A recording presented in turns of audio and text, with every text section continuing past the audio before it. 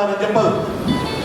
అందుకే మిత్రులారా, ఇంతకుముందు దేవి ప్రసాద్ గారు మాట్లాడుతూ ఒక మాట అన్నారు, కాంట్రాక్ట్ ఉద్యోగులను, టైం స్కేల్ ఉద్యోగులను రెగ్యులరైజ్ చేయించేది ఇమ్మీడియట్ గా నేను హామీ ఇవ్వడం కష్టం, ఇది ఉద్యోగ సంఘాలుగా చేయలేనటువంటి ఇబ్బందికర పరిస్థితి అని. అది వాస్తవం.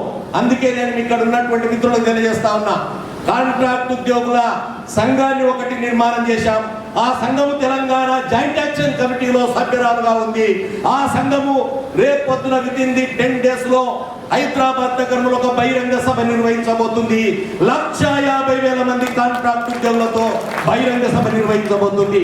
నేను ఉస్మానియా యూనివర్సిటీలో ఉన్నటువంటి నా మిత్రులకు, కాంట్రాక్ట్ ఉద్యోగులకు, అవుట్ సోర్సింగ్ ఉద్యోగులకు, టైం స్కేల్ ఉద్యోగులకు మనోహర్ గారి ద్వారా విజ్ఞప్తి చేస్తా ఉన్నాను. మిత్రులారా, మీరందరూ కూడా రేపు జరగబోయే సమావేశానికి ఖచ్చితంగా ఎవరు ఏమనుకున్నా సరే, ఏ మొనగాడు పుట్టడో మీకు యాక్సెప్ట్ చేస్తాడో చూస్తాను, ఖచ్చితంగా బయలుదేరి కవాతు నిర్వహించి హైదరాబాద్ నగరాన్ని దిగ్బంధం చేయాలి.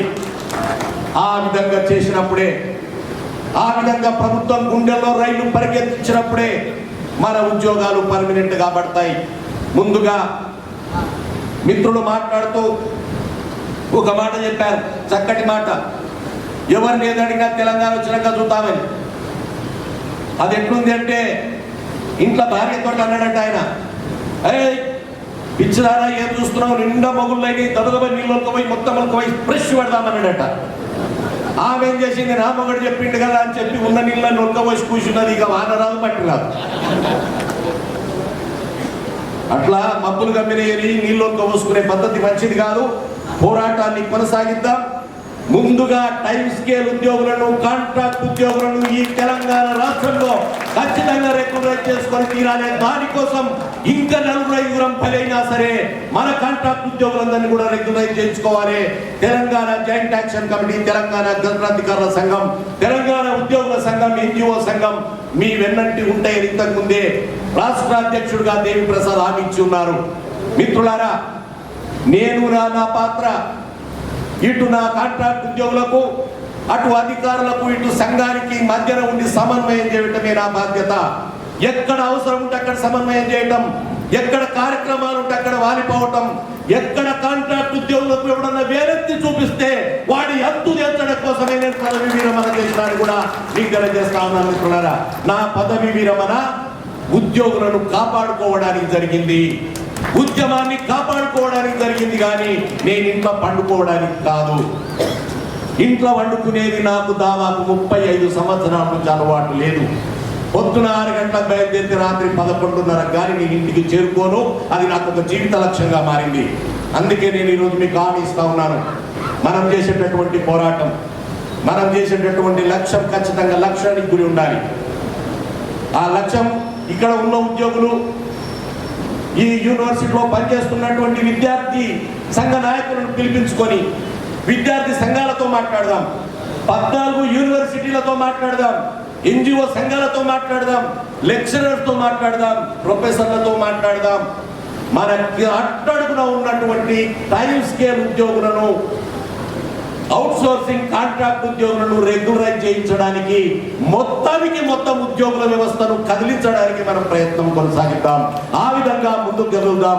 అప్పుడే తెలంగాణ అంశం అనేది, మన పోస్టుల రెగ్యులరైజేషన్ అనేది జరుగుతుంది. మిత్రులారా, మనం చూస్తున్నాం, నిన్న తెలంగాణ రైతన్నలకు మంచి కరెంట్ ఇవ్వమని చెప్పి తెలంగాణ ప్రాంత రాజకీయ నాయకులు ఒక కార్యాలయానికి వెళ్తే ఒక దేశద్రోహులను పట్టుకొని పోయినట్టుగా, విద్రోహులను పట్టుకొని పోయినట్టుగా వారిని అరెస్ట్ చేసి వ్యాన్లో వేసి తీసుకొని పోయినటువంటి ఘటన బొల్లారం పోలీస్ స్టేషన్లో పెట్టారు. బొల్లారం పోలీస్ స్టేషన్లో కనీసం వాళ్ళు కింద పట్టుకోవడానికి టెంట్ వేస్తే టెంటును కూడా పోలీసులు పీకేసినటువంటి ప్రయత్నం చేశారు. ఏమిటి వివక్ష? తెలంగాణ బిడ్డలకే, తెలంగాణ ఎమ్మెల్యేలకే దిక్కుదేశలేకపోతే ఇక తెలంగాణ ప్రజల గతేమిటి? ఎందుకు ఈ తెలంగాణ పట్ల ఈ సవతి ప్రేమ? ఏమిటి తెలంగాణ బిడ్డలు చేసిన పాపం? ఏమిటి ఉస్మానియా యూనివర్సిటీ చేసిన పాపం? ఈ ప్రభుత్వం సమాధానం చెప్పాలి. అందుకే మిత్రులారా, మనం ఏకం కావాల్సిన సమయం ఆసన్నమైంది. మరొక్కసారి అతి తొందరలోనే ఉద్యమ కార్యాచరణ రాబోతా ఉంది. ఈ రోజు నుంచే ఉస్మానియా యూనివర్సిటీ తన కార్యాచరణ సిద్ధం చేసుకోవాలి. 14 యూనివర్సిటీలతో సంప్రదింపులు మొదలు పెట్టాలి. రేపో మాపో మరునాడో ఉద్యమ కార్యరంగంలోకి దూకబోతున్నాం. ఆ దూకబోయే క్రమంలో చాలా మంది మాట్లాడుతూ ఉంటారు. అన్న, ఒక మిత్రుడు నన్ను అడిగాడు, 42 రోజుల సమ్మె చేసి ఏం సాధించారన్నా మీరు, అనవసరంగా వాపసు వచ్చారన్నాడు. మిత్రులారా, ఒక విషయం గమనించాలి. వేదిక మీద ఉన్నటువంటి మనోహర్ గారు రేపు పొద్దున ఒక కార్యాచరణ ప్రకటిస్తే, ఒక యుద్ధాన్ని ప్రకటిస్తే, ఒక ఉద్యమాన్ని ప్రకటిస్తే, ఆ ఉద్యమంతో పాటుగా ఉద్యమకారులను కాపాడుకోవాల్సిన లక్ష్యం ముందే నిర్ధారించుకోవాలి. అంతేగాని ఉద్యమకారులను వదిలిపెట్టి, ఉద్యోగులను వదిలిపెట్టి కార్యాచరణ ప్రకటించేస్తే ఎవరన్నా రావని అంటే పోరాటం చేస్తున్నది బొందలగడ్డ కోసం కాదు, ఒక సస్యశ్యామలమైన డిమాండ్ సాధించడం కోసం ఉద్యమం చేస్తున్నాం. ఎప్పుడే కానీ ఒక మేజర్ యుద్ధాన్ని నడిపిస్తున్నాడంటే యుద్ధ వీరులను కాపాడుకోవడం, సైనికులను కాపాడుకోవడం కూడా మొదటి లక్ష్యం అయి ఉంటుంది. అంతేగాని వారిని బలిపెట్టడం కోసం ఉద్యమాలు చెయ్యం. అందుకే ఆ సందర్భాల దృష్టినే సమ్మెను చాలా జాగ్రత్తగా నలుగురము 170 సంఘాలము ఆలోచించి తీసుకున్న నిర్ణయం. ఈ తెలంగాణ ప్రాంతంలో ఉన్నటువంటి 4 రాజకీయ పార్టీలతో చర్చించి తీసుకున్న నిర్ణయం. Telangana joint action committee chairman తో చర్చించిన తర్వాత తీసుకున్న నిర్ణయం కానీ ఈ నలుగురు తీసుకున్న నిర్ణయం కాదు అని మీతో మనవి చేస్తా ఉన్నాను. ఎప్పుడే కానీ చాలా మంది మాట్లాడుతూ ఉంటారు, తెలంగాణ ఉద్యమం సాధించింది ఏమిటి? నేను ఇక్కడ ఉన్న నా మిత్రులను అడుగుతా ఉన్నాను, నిజమే, ఏం సాధించాం? కేంద్ర ప్రభుత్వం గుండెల్లో రైళ్లు పరిగెత్తించాం. ఎన్నడూ లేనటువంటి గులాం నబీ ఆజాద్ చిదంబరం గారు మొట్టమొదటిసారి ఉద్యోగ సంఘాలను ఢిల్లీకి పిలిపించిన ఘనత సకల జనుల సమ్మెలో జరిగింది. మిత్రులారా, ఈ రాష్ట్ర ప్రభుత్వంలో ఇంతవరకు 56 సంవత్సరాలలో ఎన్నడూ ముఖ్యమంత్రి జీతం ఆగలే. సకల జనుల సమ్మెలో ముఖ్యమంత్రి జీతాన్ని ఆపగలిగాం. తెలంగాణ ఎన్జిఓ సంఘము, తెలంగాణ గజెట్ అధికారులని కార్మిలో ఉంటే పోతుంటే ట్రాఫిక్ ఇన్స్పెక్టర్ నమస్తే పెట్టి జావు సాబ్ జై తెలంగాణ అని నినాదాన్ని సాధించగలిగాం.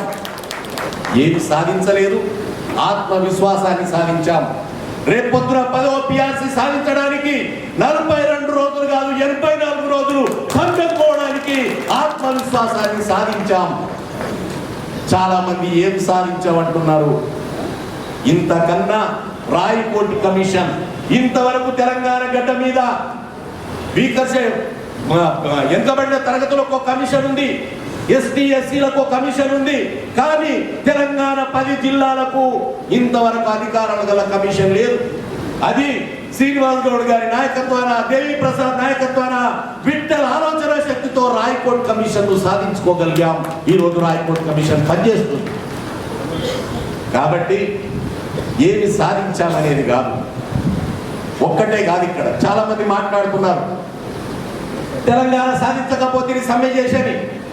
మిత్రులారా, తెలంగాణ ఒక్కటి సాధించకపోయినంత మాత్రాన సమ్మె విఫలం కాలేదు. సమ్మె ప్రస్తావన, నాంది ప్రస్తావన జరిగింది. రేపు జరిగేది, నిన్న జరిగిన పొరపాట్లను సరిదిద్దుకుంటూ మరొక మడుగు ముందుకు పోవడానికి సిద్ధమవుతున్నాం. ఇవన్నీ సాధించుకున్నాం. ఈరోజు అలా అడిగేటటువంటి మిత్రులకు ఒక మాట చెప్పాలి మనం.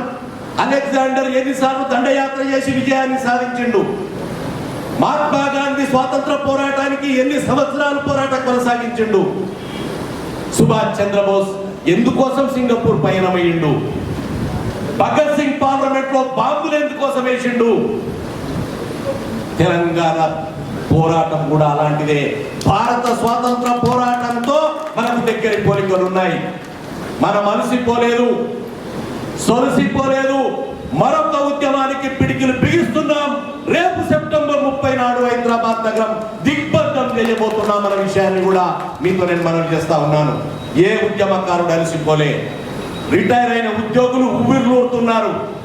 ఈసారి రిటైర్ అయిన ఉద్యోగులు ఇచ్చేటటువంటి మాట ఏమిటి అంటే, మేము కాళ్ళు నడవకపోయినా, మొక్కాల నొప్పులున్నా, చేతిలో వంకర కర్ర ఉన్నా, దగ్గుతూ మూలుగుతూ ఉద్యోగుల ముందు వరుసలో నిలబడతాం. కొట్టేది ఉంటే మమ్మల్ని కొట్టాలి, పోలీసులు చంపేది ఉంటే మమ్మల్ని చంపాలని ఈరోజు ఛాలెంజ్ గా రిటైర్ ఉద్యోగులు వస్తున్నారు మన ముందుకి. మనం ఏం సాధించాం తెలంగాణలో అంటే ఆత్మవిశ్వాసాన్ని సాధించాం.